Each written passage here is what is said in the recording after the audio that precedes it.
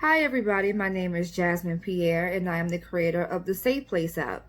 I just wanted to bring a new segment to the Safe Place where we could talk about various different topics that impact mental health from a minority perspective, different coping techniques, different things that we could speak about as far as how to deal with your emotions when you are having different conversations with people, how to communicate better, just different things that reflect on mental health from a minority perspective.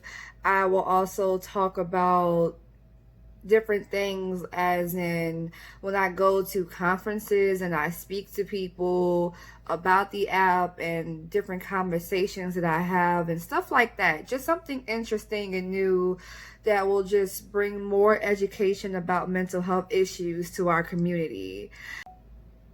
In our first episode, I would like to talk about how racial disparities in the healthcare system can impact mental health issues.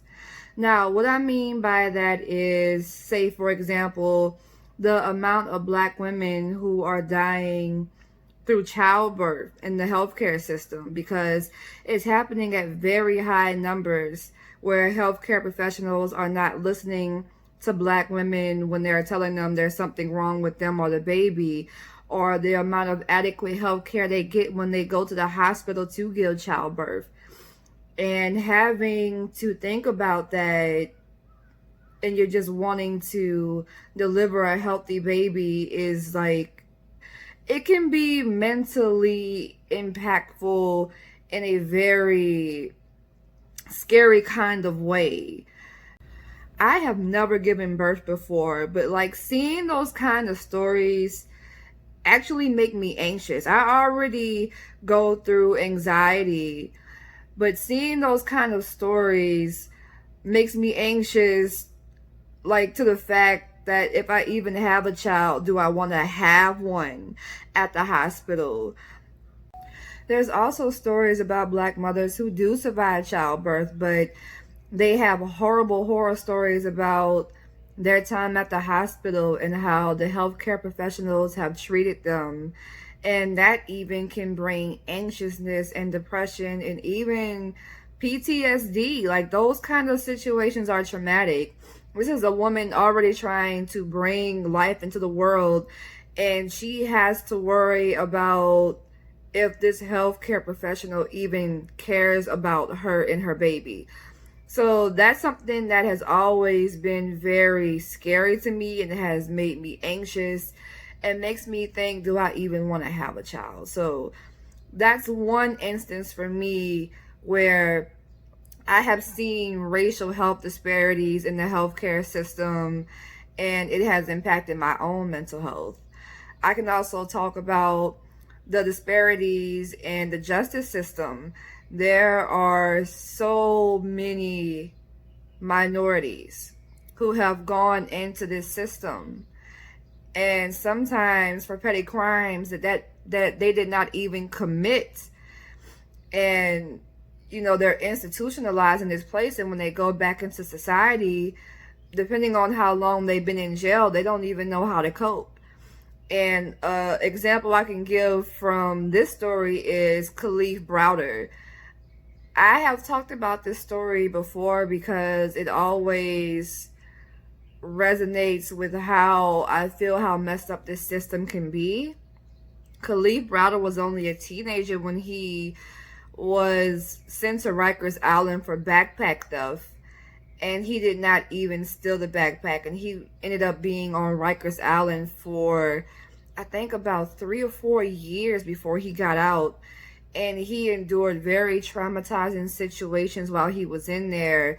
He was put into solitary confinement for most of the time that he was in the system, and when he got out, he had extreme mental health issues.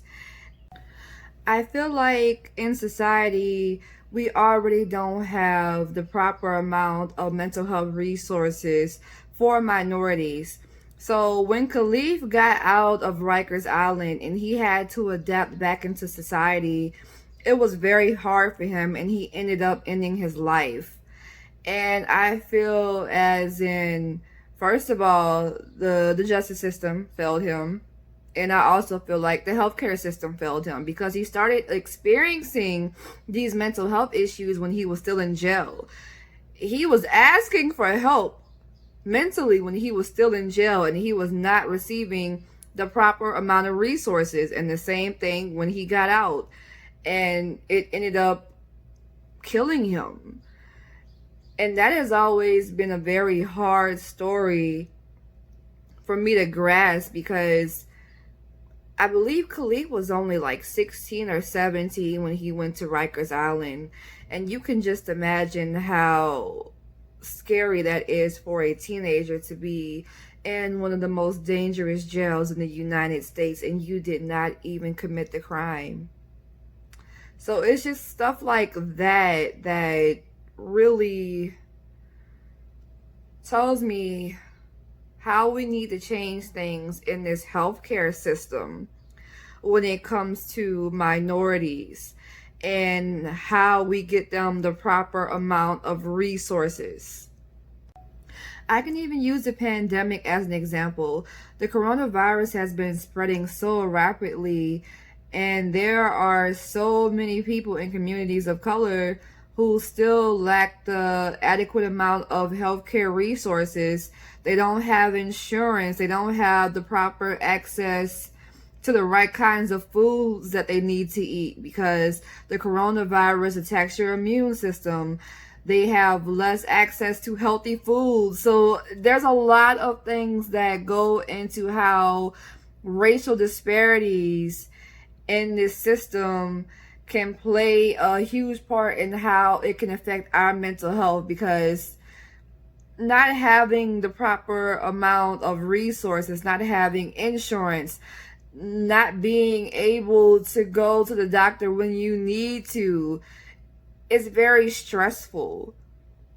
It's very stressful, and it could cause even more healthcare issues. I feel like this is one of the reasons why we have the increase in high blood pressure in the Black community like we do. It also comes from not eating properly, but stress. There is a lot of stress that goes on in our community because of racial healthcare disparities. And I would just like for you to chime in the comments and tell me, how has racial disparities affected your own mental health, or the mental health of somebody that you love? Let me know. And we will continue these conversations on Saturdays. And I hope that we have a great conversation in the comments. See you guys later. Bye.